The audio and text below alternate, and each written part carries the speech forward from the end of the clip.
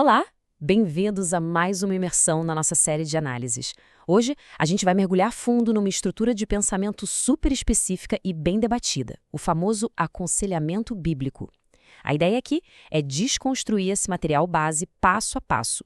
Para quem quer entender como certas correntes teológicas enxergam a mente humana, o comportamento e o sofrimento, esse estudo vai trazer exatamente a clareza necessária. E tudo isso, claro, baseando-se estritamente nos textos dos próprios autores que criaram esse modelo. Vamos lá?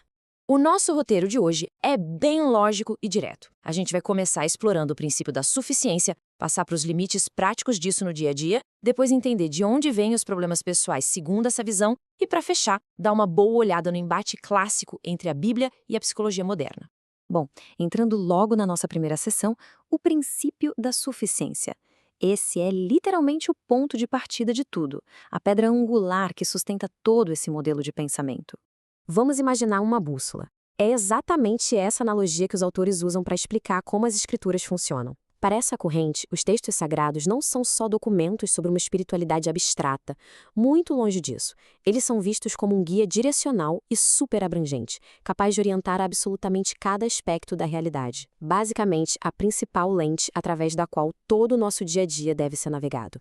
Isso fica cristalino quando a gente lê essa citação do teólogo Vincent Chung. O que mais chama a atenção nessa premissa é a amplitude absoluta do negócio. Ele declara categoricamente que, ao aplicar os preceitos do texto, a gente encontra tudo o que é necessário para tomar decisões incrivelmente específicas. Pensemos naquelas escolhas difíceis do trabalho, nos dilemas familiares ou questões pessoais. A premissa central aqui é que simplesmente não existe nenhuma área da vida humana que escape do alcance dessa bússola. Está tudo coberto. Mas, claro, adotar essa visão levanta logo de cara uma dúvida muito prática, o que nos leva para a nossa segunda sessão, os limites da suficiência. A reflexão é a seguinte: se o texto serve para todas as decisões da vida, como ficam as ciências técnicas e práticas que a gente usa todo dia? Para esclarecer esse equívoco, o material faz um contraste muito interessante. De um lado, temos áreas como mecânica de automóveis ou odontologia. Eles argumentam que essas ciências seculares são importantes, sim, claro, mas, no fim das contas, não são necessárias para a vida naquele sentido moral e eterno. Do outro lado da moeda, o conceito de suficiência. Isso não quer dizer que a Bíblia seja um manual de instruções técnicas para construir um prédio, mas afirma que ela traz tudo o que é necessário para a conduta, a vida e a piedade. E o teólogo John Frame ilustra isso perfeitamente. Ele diz que o livro tem todas as palavras divinas de que o encanador precisa. Ou seja, o encanador precisa, sim, dos manuais técnicos para aprender a consertar um cano vazando, mas é na teologia que ele vai achar as instruções completas de como viver, como ser ético na profissão e como agir enquanto está com a mão na massa. É uma separação bem engenhosa. Agora, avançando para a seção 3, a origem dos problemas pessoais. Porque, se o texto sagrado é o guia supremo para o comportamento, como é que essa estrutura teórica explica a dor emocional, as crises e os problemas do dia a dia? A resposta deles para isso é incrivelmente restrita. O diagnóstico no aconselhamento bíblico pega todo e qualquer problema pessoal da vida diária e coloca dentro de apenas 3 caixinhas. Sério, só 3. Atividade demoníaca, o pecado pessoal do indivíduo ou uma enfermidade puramente física e orgânica. É uma categorização rigorosamente fechada, o que nos traz a essa afirmação super contundente do autor Jay Adams. Analisando o material, fica muito explícito que dentro dessas 3 fontes não tem nem pode ter espaço para um quarto elemento. O que isso significa na prática? Que esse modelo simplesmente exclui de forma intencional o conceito de doenças mentais não orgânicas. É uma visão de mundo onde qualquer aflição da mente que não possa ser provada biologicamente no cérebro é reclassificada como uma questão moral ou espiritual. Não tem meio termo aqui. E com essa exclusão radical estabelecida no diagnóstico, chegamos à nossa última etapa, a Bíblia e a psicologia. É aqui que essa visão bate de frente com o campo da ciência moderna. O verdadeiro elefante na sala é o seguinte: será que o aconselhamento teológico e a psicologia secular estão no mesmo ringue, lutando para resolver os mesmos problemas da condição humana? Bom, pela ótica dos autores desse material, a resposta é um gigantesco e inegável sim. O argumento central começa na própria raiz das palavras. A gente sabe que psicologia significa literalmente o estudo da alma.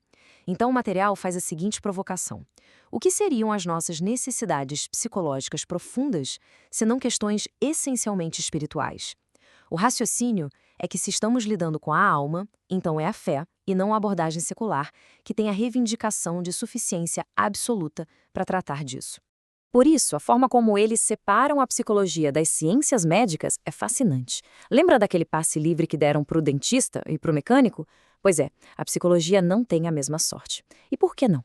Porque, segundo os autores, diferente de um médico que conserta um osso quebrado, a psicologia moderna busca explicar a natureza básica do homem e os motivos por trás do nosso comportamento.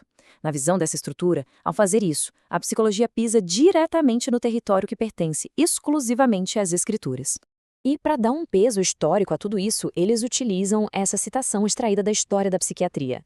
Historiadores como Franz Alexander e Sheldon Selesnik reconhecem que curar mentes perturbadas e salvar almas sempre andaram de mãos dadas na história humana, muitas vezes cruzando a linha entre a teologia e a terapia.